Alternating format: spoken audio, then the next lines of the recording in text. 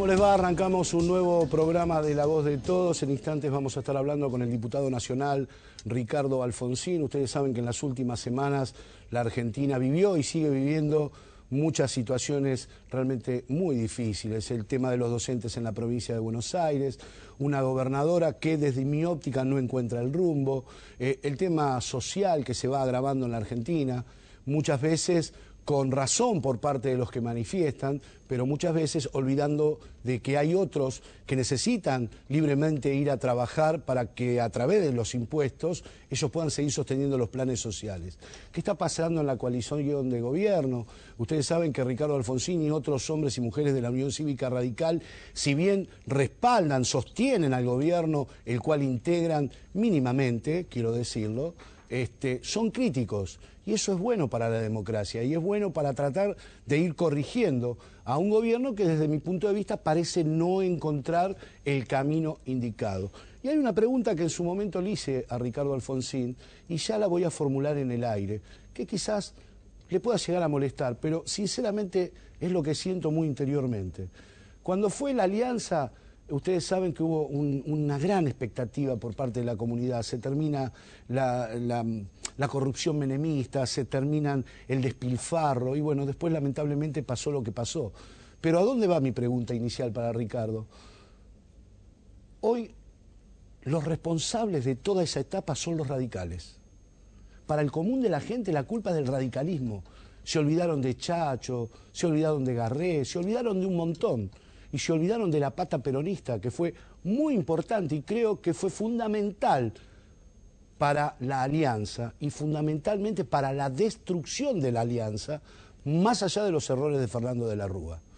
¿No teme el radicalismo, o en este caso puntual, Ricardo Alfonsín, de que si a este gobierno le va mal, vuelva a ese mito, la culpa de los radicales?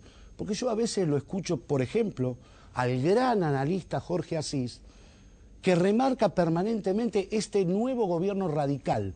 No es el gobierno del PRO o el gobierno de Macri o el gobierno de Cambiemos. Él y otros dicen el gobierno radical. Yo creo que a Ricardo eso le debe doler en profundidad, pero ya me voy a hablar con él. Pero antes, ustedes recordarán que hace un tiempo atrás, no muy lejano, yo les comenté aquí que el ministro Ritondo, el ministro de Seguridad de la provincia de Buenos Aires, dentro de las grandes inauguraciones que hacía, inauguró un operativo Sol para la costa del norte del Gran Buenos Aires, Vicente López, San Isidro, San Fernando y Tigre. Y en aquel momento el ministro Ritondo puso, entre comillas, en funcionamiento la policía de islas, que funcionó muy bien durante mucho tiempo, hasta finales de los años 2002-2003. Y en aquel momento yo les conté a ustedes que el ministro Ritondo puso en funcionamiento motos de agua para la policía de islas. Motos de agua que terminó el acto y se fueron a la guardería del amigo del ministro, le sacaron los stickers que decían provincia de Buenos Aires y están guardados en la guardería, porque no son del ministerio. El ministro prometió muchas cosas, prometió entre otras cosas un nuevo destacamento en el Delta. Ahí habla del desconocimiento, no lo necesita, ministro. Tiene 5 destacamentos de policía de islas en el Delta bonaerense, primera y segunda sección, que no funcionan, que están cerrados. Ministro, tiene 15 lanchas que hasta finales del año 2006 estaban impecables, que no se saben dónde están, de la policía de islas, que andaban bárbaras. Pero ahora, en una carta de electores, hace una semana, salió un reclamo por parte de un vecino del Delta, y justamente en el diario de más tirada de la Argentina, que es el diario Clarín. Más o menos dice esto: denuncia que en el Delta la policía de islas no existe, y tiene razón. Y acá el vecino habla, por ejemplo, que coincide con una carta de electores de otro vecino del día 22 de febrero, cuando nosotros habíamos hablado tiempo atrás de esto, y dice que cada vez hay más delitos en el Delta, que en la mayoría de los casos las víctimas no hacen la denuncia, claro, porque no tienen dónde ir, que cuesta trasladarse al destacamento que está en el río Capitán Sarmiento, el único que funciona. porque este está en el río Capitán Sarmiento y Paraná de las Palmas. Los otros destacamentos están cerrados. Bueno, hace una serie de consideraciones este vecino, Hernán Bastías, a través de la carta de lectores de Clarín, pero no lo quería dejar pasar por alto, porque esto nosotros lo dijimos hace muchísimo tiempo atrás. El ministro de Seguridad me parece que conoce poco el Delta. Y es más, el año pasado, en un acto público en Tigre, con el diputado Sergio Massa, se lo prometió y le dijo, en 20 días la policía de Isla vuelve a funcionar. Ministro, pasó un año. Pero un consejo, abra los destacamentos que ya tienen, que están ahí a disposición, y busque las 15 lanchas que tenía la policía de Islas y que nadie sabe en dónde están. Hace unos días, y ya me voy a hablar con Ricardo, un hombre extraordinario, que me honró con su amistad, un ser, más allá de la política, que en forma particular extraño y extraño mucho, seguramente no tanto como su familia, pero hace algunos días el gran Raúl Alfonsino hubiese cumplido 90 años. Muchos lo recordaron, muchos me parece que se olvidaron. ¿Qué haces, Ricardo? ¿Cómo te va? ¿Qué decís, doña Lito? ¿Cómo andás? Qué foto esa. Gracias por la invitación. Ah, qué bueno. La anterior con el micrófono. Gracias por la invitación, Daniel. Bueno. Pensé que estabas enojado, que no. Y esto, mira, porque no me invitaste. ¿Cómo olvidarte? Sí, bueno, estos días se han hecho varios homenajes, pero yo siempre le digo a los radicales, y con buena onda, que además de recordarlo en actos, cada vez que se cumple algún aniversario, sería bueno que fuéramos coherentes. Si lo recordamos es porque representa para nosotros algo en términos de ideas, de visiones, de valores que merece la pena ser recordado. Bueno, que seamos coherentes con eso también, ¿no? Ahora, con esas ideas. Con esas ideas. Yo a veces cuando hablo con mi familia, vos sabés el aprecio personal que yo le tenía a Raúl. Sí. Es más, todo el mundo sabe y lo digo y no se me cae ningún anillo. Soy radical hasta los huesos, pero por eso la bronca que tengo. Pero en este lugar soy objetivo. Soy objetivo. Y muchos radicales no vienen a mi programa porque soy demasiado objetivo a veces. Y saben lo que me pasa interiormente porque muchas cosas no las puedo compartir, ¿no? Pero, ¿coincidís en algo de lo que yo decía recién? ¿No tenés miedo que de vuelta, si esto anda mal, la culpa va a ser de los radicales? Tengo miedo de que no se resuelvan los problemas, pero lo que más me preocupa no es eso, sino los problemas que se pueden generar para muchísimos argentinos. Eso es lo que más me preocupa, ¿no? Y tengo temor de que no solamente sea castigado el partido o las fuerzas que integran Cambiemos, sino que sea castigada la política. Claro. Eso es lo que más me preocupa, y que se imponga la peor forma de la política, la antipolítica, la peor forma, la más perversa, como está ocurriendo en algunos países de Europa, y gracias a Dios ha perdido este señor Gilder, creo que se llama en Holanda. Bueno, así que yo por lo menos actuaré de manera tal de que podamos lograr influir en la gestión para que las decisiones que se toman sean las que nosotros creemos que son las correctas y para que el rumbo sea el correcto. Ahora, cuando vos hablás de la política, a mí también me preocupa porque de algunos sectores de la sociedad, de algunos sectores de los medios de comunicación, se juega en contra de la política y me parece que es muy grave porque el tema no es la política. El problema son los que hacen política, claro, o dicen hacer política. Claro. De la política no podés prescindir. En todos lados se hace política. No, pero en los medios, en la empresa, en el sindicato. O haces esa forma perversa de la política que es la antipolítica. A ver, imaginemos que un día todos dijéramos, yo no hago política, a mí no me interesa la política, y que todo el mundo dijera exactamente lo mismo y se va a su casa y se dedica a sus cosas. ¿Qué pasaría con los gobiernos? ¿Quién se haría cargo de la policía? ¿Quién se haría cargo de la educación? ¿Quién se haría cargo de las manos y contramanos? De los tribunales de justicia, de redactar las leyes, hacer los códigos penales. ¿Quién se haría cargo? Sería la selva. Así que alguna forma de gobierno necesitamos. Y eso es la política también. Ahora, se puede hacer política, de muchas maneras, ¿no? Pues decimos siempre que es la herramienta que sirve para transformar la sociedad. También sirve para transformarla en sentido negativo, ¿eh? Claro, ahora, pero también hay una realidad, Ricardo. Vos sabés que yo, a diferencia de otros colegas, soy un periodista que está en la calle todo el día. Sí, que camino los barrios, tengo la suerte de conocer la provincia de Buenos Aires como pocos, el conurbano también, y todos los días hablo con gente común, como te pasa también a vos. ¿Y la realidad cuál es? Siempre, siempre encontrás un vecino, un ciudadano, cualquiera, que te viene a ver y te dice, ¿conoces a alguno en la municipalidad? A ver si puedo sacar el registro. ¿Conoces a alguno para acelerar la habilitación? ¿O conoces a alguno? Porque mirá, tengo... O sea, la gente también convalida todas esas cosas. Como también lo que sucede, y yo lo discuto con muchos amigos en las mesas, los que hablan mal de la política o de los políticos, no te digo todos, pero en un alto porcentaje, si vos vas y mañana le decís, escúchame, tengo un puesto en la Cámara de Diputados, mira, tengo un diputado que necesita un asesor, no sé, en la forestación. Bueno, mira, la verdad, mucho no sé, pero me puedo poner... Ahí nadie dice que no, ¿eh? Es Sí, legal, pero sí, no tenemos que ser más no, hipócritas. pero no. Esto pasa todos los días. Y sí, lógico, y en la medida en que no hay... Y por ahí esos mismos son los que después te critican a vos, Sí. a, no sé, al presidente, al gobernador, al que sea. Bueno, nosotros necesitamos una sociedad exigente con la política, con la democracia, para que la democracia pueda dar los resultados correctos, para que la política responda a las necesidades de resolver los problemas del país. Que sean exigentes es una cosa, que se aleje la sociedad de la política, que descrea de la política, es algo que perjudica a la propia sociedad, porque reitero, de la política no vas a poder prescindir. De una forma o de otra hay que organizar la sociedad. A nosotros no nos vino dada por la naturaleza la forma en la que debemos organizar nuestra convivencia. Esa es tarea del ser humano. Esa tarea la desarrolla a través de esa actividad que se llama política. De eso no se puede prescindir.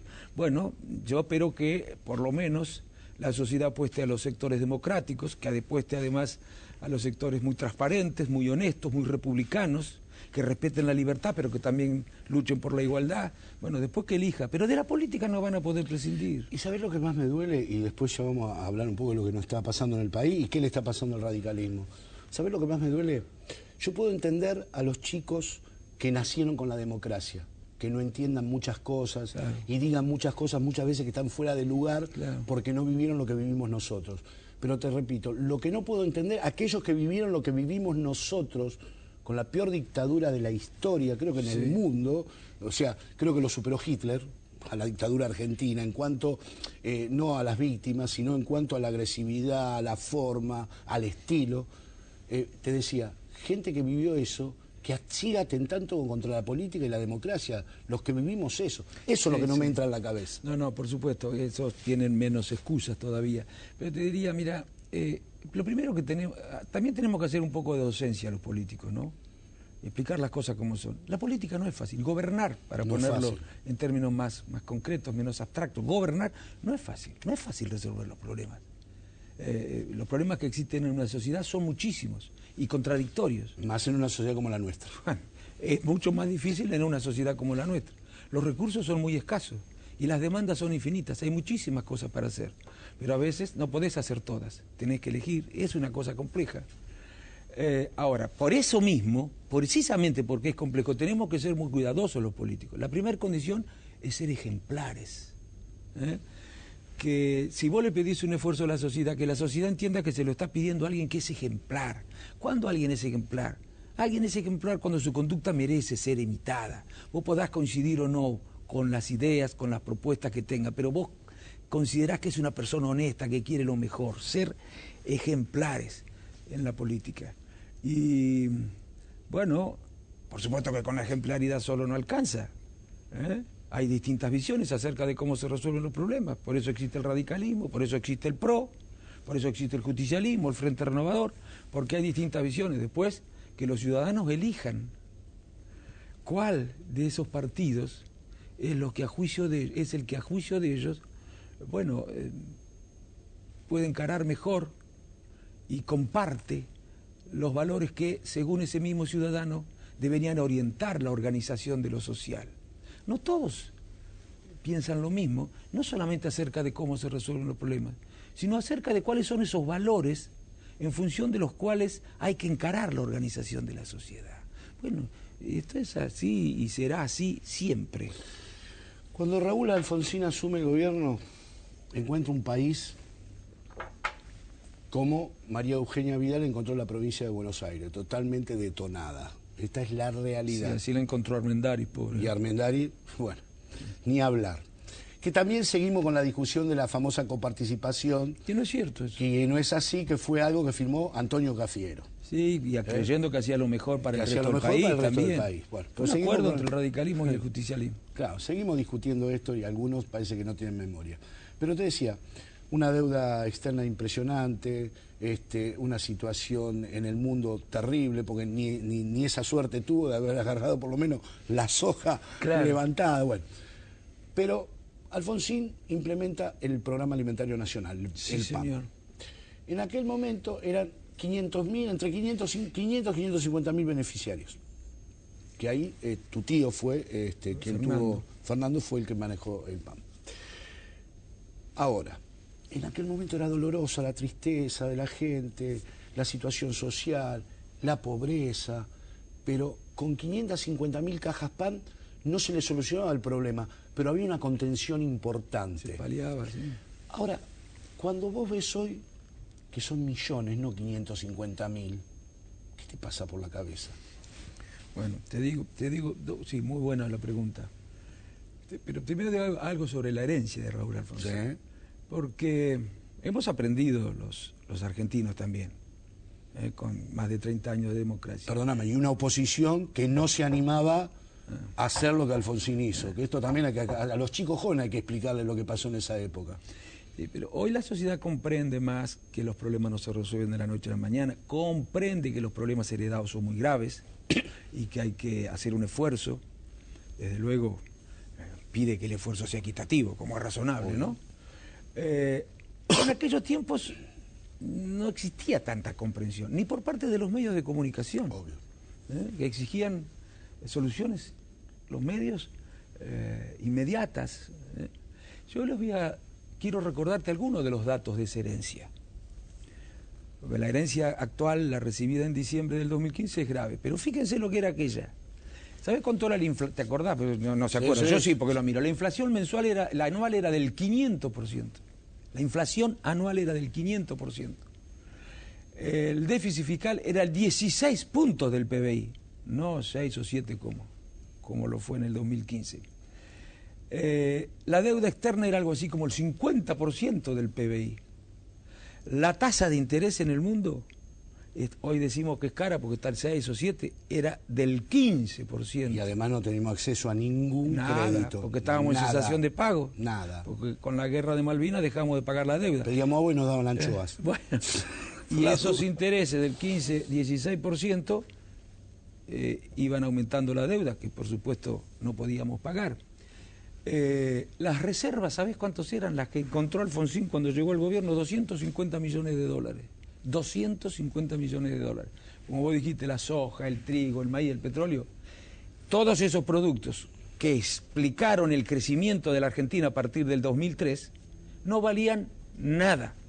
Nada. Además, agregarle el terrorismo de Estado, la guerra de Malvinas, la desindustrialización del país. Bueno, probablemente yo creo que pocos gobiernos en la Argentina han tenido que enfrentar momentos tan difíciles. Perdóname, ¿no? Y algo que la sociedad, por eso yo insisto, hay que leer mucho, hay que ver mucho la historia, hay que escuchar, hay que tratar de aprender, propios y extraños, ¿no? Además con un poder militar intacto, muy fuerte. Intacto. Lo que nosotros queríamos, aquellos a los que queríamos juzgar y juzgamos, estaban en los cuarteles todavía y no querían que los juzgáramos. Y estaban con los tanques, con los Mauser, con toda el poder militar. Una anécdota muy cortita. En uno de los alzamientos cara pintadas, yo te digo dónde estaba. Fui con un senador provincial de Buenos Aires cuando fue el tema del traslado de la capital. Él era el presidente de la Comisión de Acuerdos. Después te lo voy a nombrar. ¿Y sabés dónde estábamos ese día? En el regimiento Cobunco. Séptima Montaña Cobunco. Sí. Estamos adentro con los militares y nos estábamos enterando que había un alzamiento. Imagínate cómo estábamos ahí adentro. Claro. Dos tipos de la política estábamos adentro de la boca del lobo. Claro, imagínate, nosotros qué sabíamos ahí que lo que estaba pasando en Buenos Aires. Están volteando al gobierno. Un político radical y un alcahuete, querés decirle, del político ahí adentro.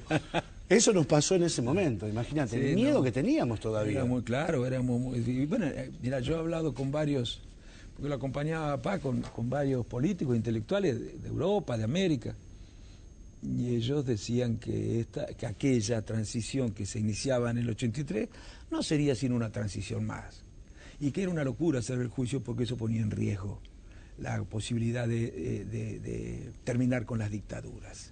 Bueno, en Europa no creían que iba a ser un gobierno más de esos que inauguraban etapas democráticas y al poco tiempo volvían los golpes militares. Gracias a Dios, y ese era el objetivo principal, logramos terminar con las dictaduras y consolidar la democracia, porque la democracia es la que nos va a permitir avanzar para saldar esa deuda que todavía tiene, no la democracia, como dijo Cristina. Cuidemos las cosas que designan la palabra. La deuda ni siquiera es de la política, es como vos dijiste, de los políticos, por distintas razones. Algunas de esas tienen que ver con responsabilidades directas de los políticos, otras con factores externos. No hemos podido avanzar como creíamos en 1983. Claro. Si a vos te hubieran preguntado en 1983 cómo va a ser la Argentina en el 2017, ¿qué hubieras dicho? Fantástica. Algo distinto, bueno, algo distinto, Fantástica. ¿no? Hemos avanzado, Sí, lo que hemos pasa es que no se nota. Vivimos en libertad. Vivimos en libertad, ¿no? Y estudian más chicos, y van a las universidades. Exacto. Más, y bueno, hemos avanzado, pero no todo lo que creíamos que íbamos a avanzar. Bueno, pero hay países, nosotros a veces miramos países que nos llevan 200 años de ventaja. Eso también lo tenemos que entender. Nosotros somos una democracia, somos un bebé. No nos podemos comparar a otros países del mundo Por supuesto. que nos llevan tanta ventaja. Y esos países del mundo que, bueno, ellos defienden sus intereses. Obvio. Y bueno, y a veces los intereses de ellos son contradictorios con los nuestros. Y la política no es solamente cuestión de principios, de valores, de buenas razones, es cuestión de poder y de intereses. Y cada vez más los países, en términos de posibilidad de crecer y desarrollarse, dependen de lo que pasa en el mundo también. Cada vez más lo que ocurre en el mundo influye sobre las posibilidades, las potencialidades a favor o en contra de un país, ¿no? Y ahora vamos a hablar de la actualidad. Me quedan 4 minutos y medio. Lo que más me dolió a mí de esa época, una de las tantas cosas, fue que Ítalo Argentino Luder no haya aceptado estar en la Corte Suprema de Justicia de la Nación. Creo que le faltó eso, a ese peronismo que después Cafiero obviamente reivindicó con muchas actitudes, que le costaron, entre otras cosas, Pobre, sí. haber sido presidente. Porque Sí, creo sí, que señor. Sí, señor. eso Por lo condenó. responsabilidad.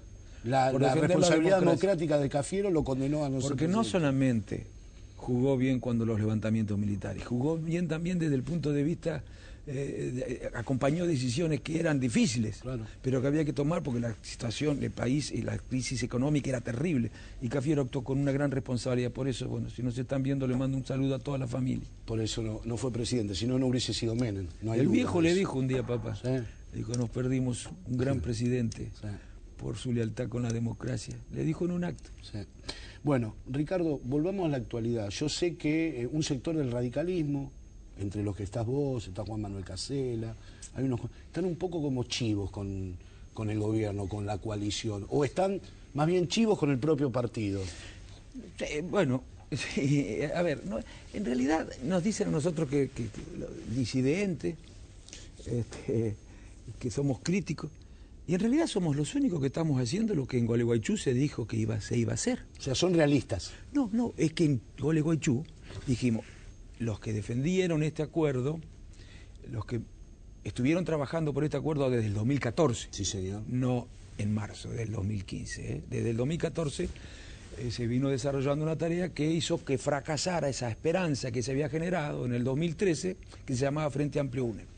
Bueno, dijeron lo siguiente en Gualeguaychú: nosotros, si no nos toca, somos un frente de fuerzas diferentes, no que tengan marchitas diferentes, colores diferentes o simbología diferente, que piensan diferente respecto de cómo se resuelven los problemas, que tienen fines diferentes, que consideran que una sociedad debe organizarse así, mientras otros en ese mismo frente consideran que una sociedad debe organizarse de otra manera. Muy bien. ¿Qué dijimos nosotros? ¿Qué dijeron los principales responsables?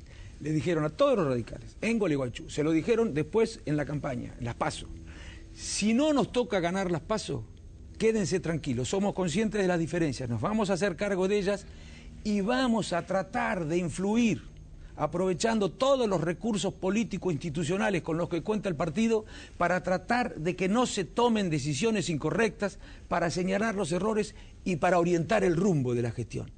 Bueno, eso fue a lo que nos comprometimos en Gualeguaychú. Eso es lo que tenemos que hacer, de manera responsable, de manera constructiva, sin sentirse dueño de la verdad. Esa es la mejor manera de colaborar con el gobierno. No es lo mejor para los argentinos que las fuerzas que integran Cambiemos, si tienen diferencias, las silencien en las calles, no las disimulen, si creen que se toman decisiones que no son las más adecuadas. Tuvo un defecto de nacimiento, Cambiemos, no hubo acuerdo programático. Claro. Es raro, ¿no? Obvio. Porque un frente entre fuerzas que piensan distinto, uno supone que debía haber tenido un acuerdo programático. Tendrán que explicar los que, bueno, tenían la responsabilidad de asegurar esta condición, ¿por qué no se hizo? Pero eso se podía reparar eso, creando un mecanismo interno en Cambiemos, en el que cada una de las fuerzas, con relación a las cuestiones más trascendentes, pueda hacer oír su opinión. Eso es lo que se debía haber hecho, a eso lo debía haber reclamado el partido. Yo estoy seguro de que si el partido hubiera reclamado eso, si hubiéramos tenido la posibilidad de opinar sobre muchas decisiones, muchas no se hubieran tomado. Y no me refiero solamente a aquellas decisiones que después fueron corregidas, enmendadas, a los errores que luego fueron enmendados. Me refiero a decisiones que también acompañó el partido y que nunca fueron enmendadas. Si hubiéramos tenido la posibilidad de opinar, bueno, yo creo que se hubieran hecho otras cosas. En 30 segundos, sí. El sector de Ricardo Alfonsín y otros radicales, ¿van a jugar la interna en Cambiemos? ¿O van a dejar que se cierre como quiera el presidente? Yo si hay un acuerdo, si hay una lista de acuerdos y las cosas siguen como hasta ahora, el partido cree que por no ganar las PASO está obligado a actuar como convidado de piedra, que no puedo opinar, a mí no me interesa ser candidato. Yo he dicho que en un acuerdo no soy candidato, no pienso aceptar. Yo creo que lo mejor para Cambiemos y para el partido es que haya unas PASO internas abiertas, que haya una lista del PRO, que haya una lista del ARI y que haya una lista del radicalismo. Los ciudadanos que sigan apostando a Cambiemos, los que creen que hay que fortalecer el ala más liberal, que voten al PRO. Los que creen que hay que fortalecer un ala de centro, que voten a Lelita. Los que creen que hay que fortalecer el ala de centro izquierda, más progresista, la pata social de este frente, que voten a la Unión Cívica Radical. Y que no envíen señales acerca de que piensan que es necesario que se produzcan cambios votando a otro partido. Ahora, no sé si esa será la posición mayoritaria en la Unión Cívica Radical. Veremos después con todos los amigos qué es lo que hacemos. Ricardo, un gusto como siempre. No, gracias a vos, Danielito. Algún día veremos de nuevo Vote Lista 3. Espero verlo yo, no mis hijos. Hasta dentro de 7 días. Gracias.